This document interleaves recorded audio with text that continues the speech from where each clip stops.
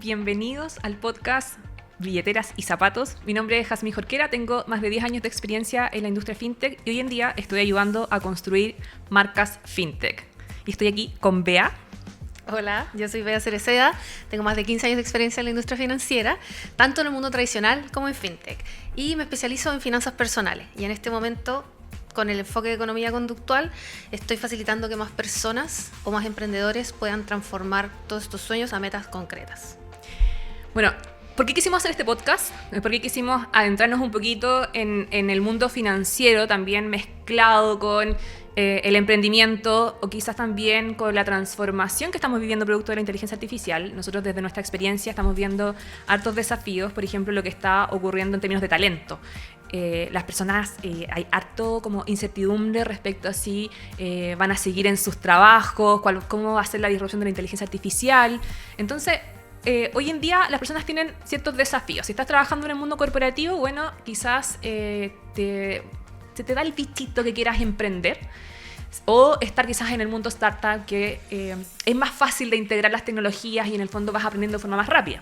Pero también por otro lado, si estás en el mundo startup, te dan ganas de emprender o también estás en la obligación de construir tu marca personal, ¿o no?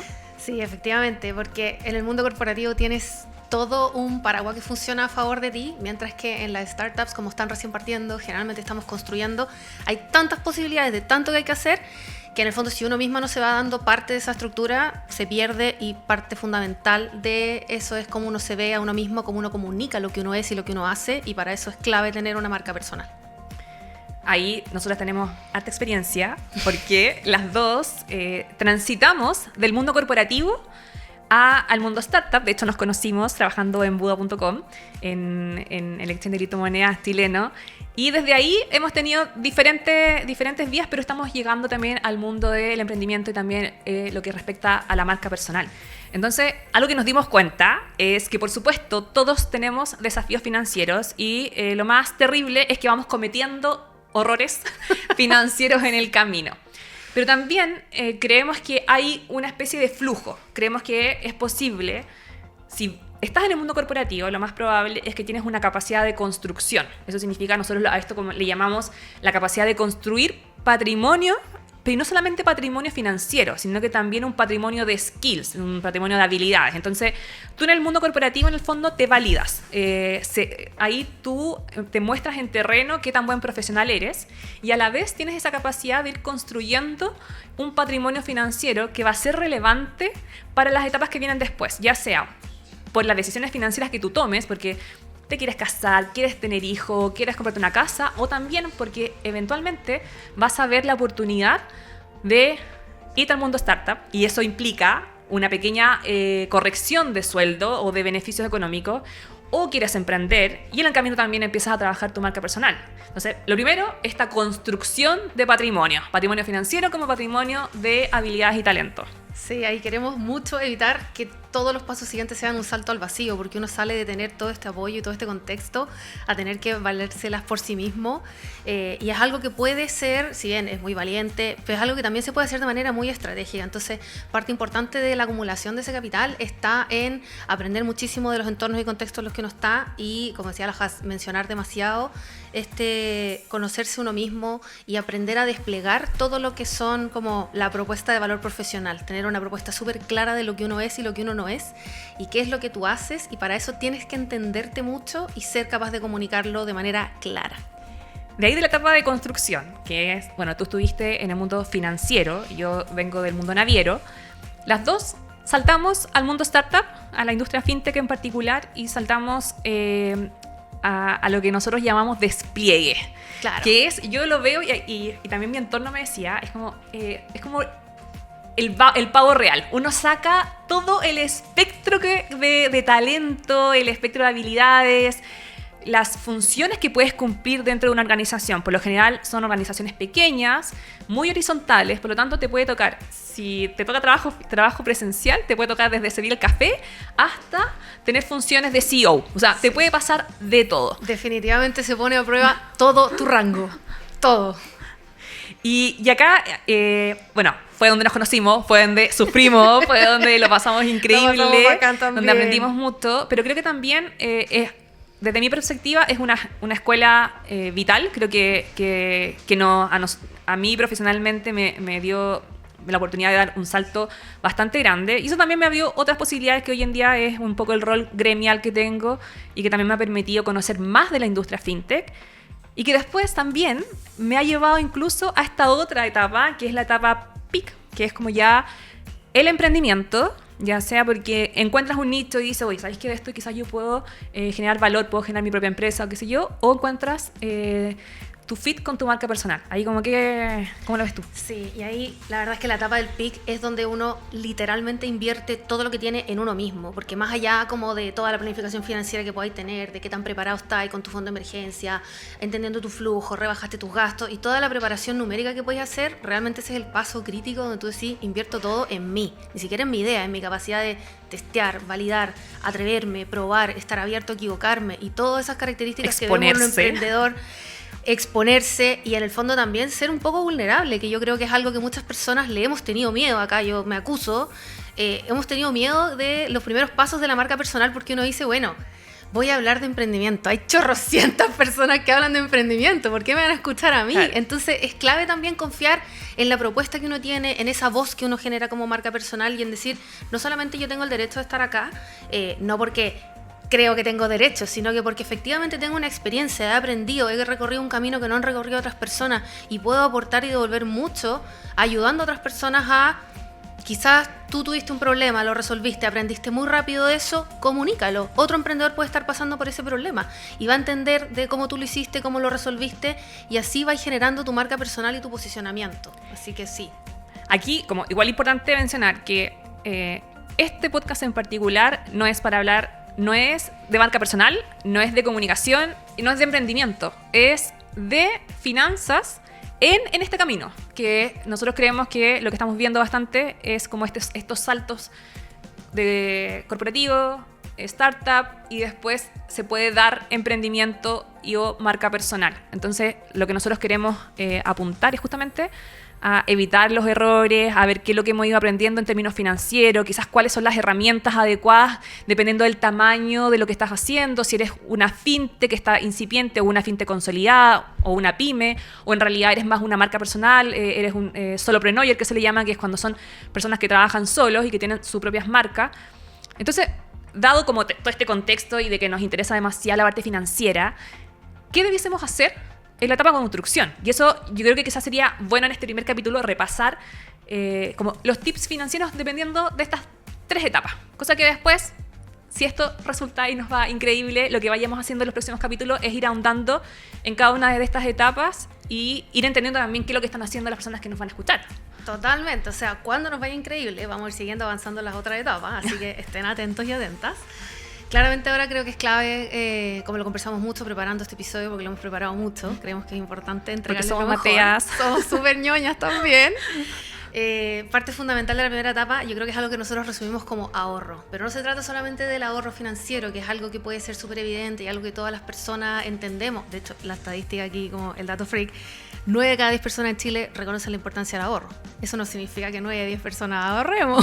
Claro. Entonces, lo llamamos la etapa del ahorro, no solamente por la parte financiera, sino mucho más por la parte de ahorro y acumulación de habilidades. Esas habilidades pueden ser tanto técnicas como interpersonales. Entonces, aquí volvemos un poco como en el loop, si bien obviamente no va a ser la clase de marca personal, pero sí entender un poco cómo el ir tomando esas decisiones sí son financieras, porque van a afectar tu relación contigo mismo, la capacidad que tú tienes de invertir en ti mismo y cómo tú vas en el fondo transformando todo lo que tú tienes en algo mucho mejor y mucho mayor, ese como elemento transformador que tienen las finanzas. Entonces, bueno, la primera etapa la llamamos ahorro porque efectivamente es donde uno tiene que enfocarse, sacrificar algunas cosas del presente para poder tener este bienestar futuro. Así que ahora en todos los contextos. Claro, pero ahí el ahorro tiene que ir acompañado de inversión, porque en el fondo, dado que en esta etapa estamos construyendo patrimonio, no basta con que dejemos la plata guardada en un depósito a plazo o en la cuenta corriente. Ahí lo que necesitamos en el fondo es construir patrimonio. Y yo me acuerdo que una de las primeras decisiones que yo tomé estando en el mundo corporativo, en ese entonces además yo partí trabajando en el 2008, fue abrirme una cuenta de una corredora de acciones que era la única corredora en el fondo que era 100% digital y que además no te pedía montos mínimos, porque en esa época te pedían 50 millones de pesos para poder partir invirtiendo en acciones. Claro. Cero opción, y yo de verdad partí invirtiendo 50 lucas. Tenía 50 lucas y me compré, no sé, un par de acciones. Y después la decisión obvia es como, ya, bueno, tú te quieres comprar un departamento y así como que vas aumentando el nivel de complejidad acorde a la oferta que había en ese momento.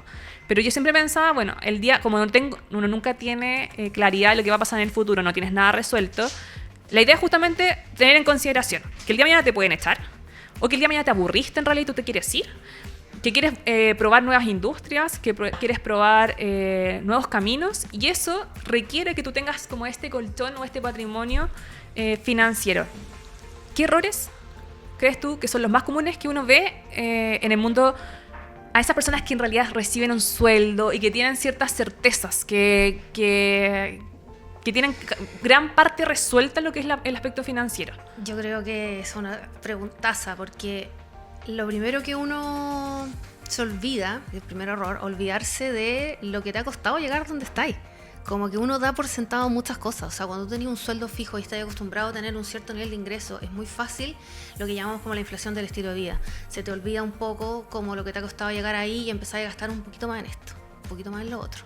Y muchos poquitos hacen mucho. Entonces, yo creo que ese es como un primer error que uno ve, como el darse un poco rienda suelta con los gastos. Yo entiendo que la vida es ahora y que queremos disfrutarla, pero creo que uno tiene que tener muy buen autoconocimiento y no decirse mentiras, como yo me lo merezco. Creo que ese es uno de los primeros errores en los que uno cae, son trampas demasiado fáciles.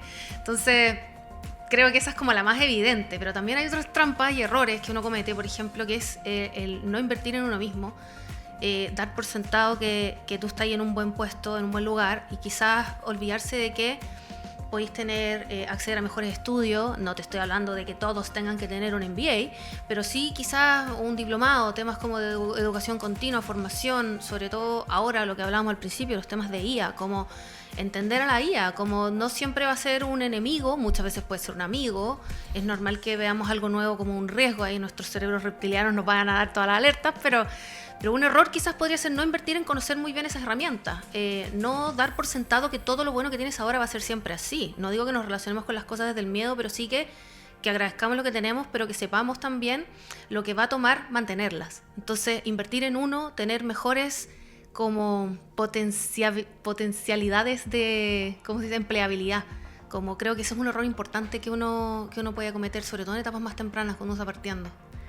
Bacán, porque después viene como esta etapa de despliegue. Tú y yo tomamos la misma decisión, que dijimos, ok, nos vamos del mundo corporativo, nos vamos al mundo startup, y eso tiene un detrimento financiero. Por lo general, estamos hablando de un 30 o un 40% menos de sueldo.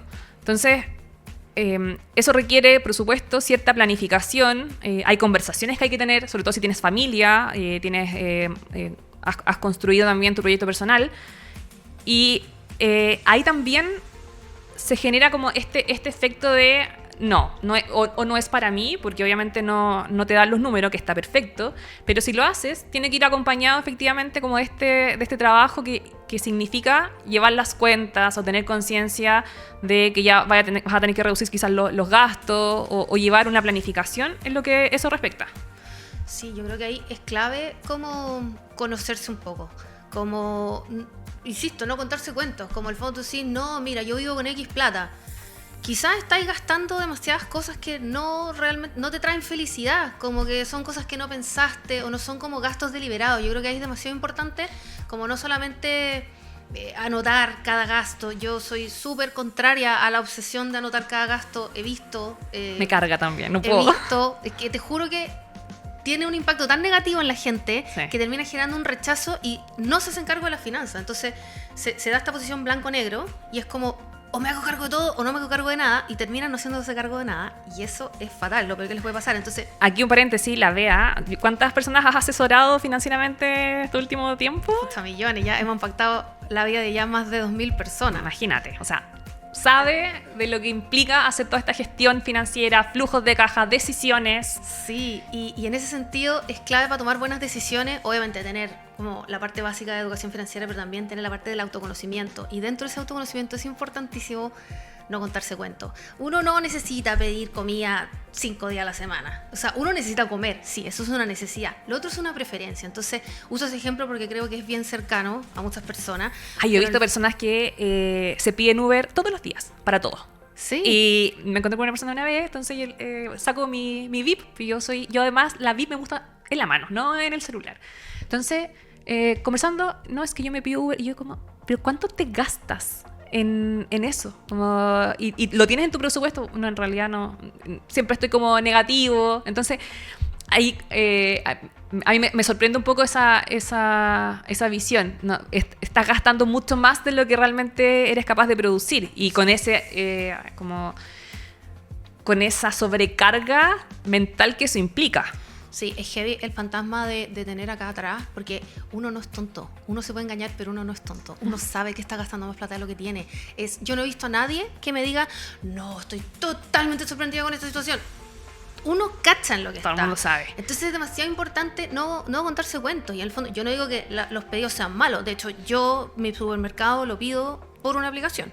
Porque si no, me tiento con demasiadas cosas que no necesito y me conozco. Entonces no voy a caer en esa trampa. Las aplicaciones son buenas. Como todas las herramientas, están en el uso que le damos. Entonces, si yo digo, es que estoy cansada, es que me da lata, es que no tengo tiempo, puede ser que esas sean razones válidas, pero al final del día estáis priorizando demasiado tu comodidad de corto plazo. ¿A qué costo? ¿Qué estáis dejando de hacer con esa plata que podríais usar? Entonces, quizás esa plata puede ser parte importante de tu fondo de emergencia o parte de plata que guardís para tu próximo emprendimiento, ¿cachai? Justamente, y ahí para terminar, la última etapa, que es el pic, que es ya sea que te animaste y quisiste emprender, o que te animaste y quisiste desarrollar tu propia marca personal, es dolorosa esa parte, porque hay que hacer toda una serie de trámites para hacer iniciación a crear una empresa, aunque hoy en día haya mecanismos más ágiles, pero de todas maneras hay que pagar patente, iniciar actividades, contador, el F29, no sé qué. La formalidad requiere invertir tiempo, definitivamente. Ahora, no estamos dando consejo de que todos sus emprendimientos tengan que ser formales desde el tiempo 1, o sea, desde el tiempo 0. Acá ustedes pueden, por ejemplo, partir validando una boleta de honorario, que es una manera absolutamente legal, fácil y accesible de probar. Al final del día aquí la clave del emprendimiento es vender, no tener como una super estructura corporativa, lo voy a llamar muy entre comillas, pero claro, en el fondo no queremos caer en solo consejos de emprendimiento, pero sí es importante verlo. Al final del día es clave en ese punto entender qué es lo que uno quiere hacer y cómo lo quiere hacer, y para eso tienes que efectivamente desplegar todas tus habilidades. Para desplegar toda tu habilidad al máximo, como decías tú, como este pavo real que lo da todo, tenéis que cultivarlas, tenéis que haber invertido en ella. Entonces creemos que sí hay un orden en estos pasos y que efectivamente hay una oportunidad bacán de hacerlo de manera consciente e intencional. Yo creo que esa es la palabra clave aquí, como la intencionalidad en cómo uno va tomando todas esas decisiones, que puede parecer que no lo sean, pero son decisiones súper financieras. Van a afectar totalmente tu bolsillo. Oye, yo creo que estamos ya súper para este primer capítulo. La idea, y esperamos que así sea, es que en los próximos capítulos ya vengamos con historias reales de founders, emprendedores o de personas que están construyendo sus marcas personales, y vayamos viendo cuáles son los grandes desafíos financieros que están teniendo todas estas personas, o incluso las pymes en lo que respecta a decisiones financieras. Sí, tenemos, no les voy a arruinar, no les voy a dar el spoiler, pero tenemos buenas historias. Tenemos historias ahí de una persona que tuvo la confianza de contarnos cómo tomó decisiones para celebrar su primer cumpleaños y de cómo lo financió. Y cómo se dio cuenta ahora de que no lo debería haber hecho. Tenemos ahí hartas historias, no solo de personas, también de emprendedores. Así que creemos que va a ser una buena forma de aprender, viendo cómo muchas de las decisiones que tomamos, aunque no lo parezcan, sí son financieras y nos llegan directo al bolsillo.